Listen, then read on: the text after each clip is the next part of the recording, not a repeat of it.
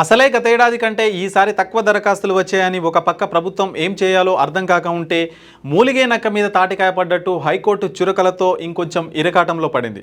తక్కువ దరఖాస్తులు వచ్చాయని గడువు పెంచి మరో అవకాశం ఇచ్చింది ప్రభుత్వం.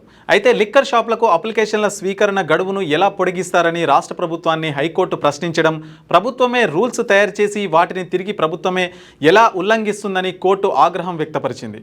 ఏ రూల్స్ ప్రకారం గడువు పొడిగించారో చెప్పాలని, లేకపోతే లిక్కర్ షాపుల ఎంపిక ప్రక్రియను నిలిపివేస్తూ స్టే ఇవ్వాల్సి వస్తుందని హెచ్చరించింది. ప్రభుత్వ వివరణ కోసం విచారణను కోర్టు వాయిదా వేసింది. ఇదే సమయంలో లిక్కర్ షాపుల దరఖాస్తు గడువు పెంచితే నష్టమేంటని అటు పిటిషనర్లను కూడా హైకోర్టు ప్రశ్నించింది. అయితే మద్యం షాపుల దరఖాస్తు గడువు ఈ నెల 18తో ముగుస్తుందని నోటిఫికేషన్లో ఉందని, దీన్ని ప్రభుత్వం చట్ట వ్యతిరేకంగా ఈ నెల 23 వరకు పెంచిందని హైదరాబాద్కు చెందిన వెంకటేశ్వరరావు ఇతరులు పిటిషన్లు వేశారు. శుక్రవారం ఇరు పక్షాల వాదనలు జరిగినప్పుడు హైకోర్టు రెండు పక్షాలను నిలదీసింది.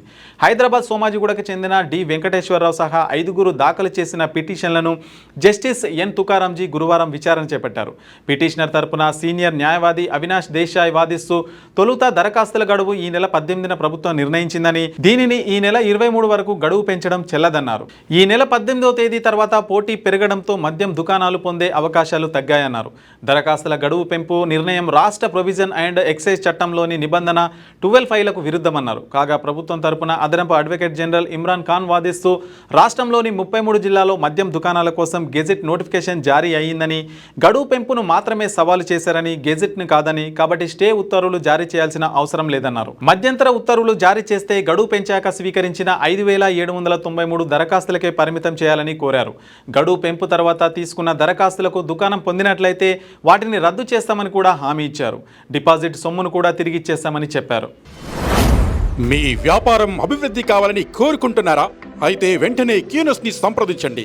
Schools, colleges, banks, shops, office promotions, land promotions, political promotions, restaurant promotions, hospital promotions, పుట్టినరోజు వేడుకలు, శుభకార్యాలు, వ్యాపారాలు ఏవైనా, సందర్భం ఏదైనా ఇప్పుడే క్యూనస్ ద్వారా తెలియజేయండి.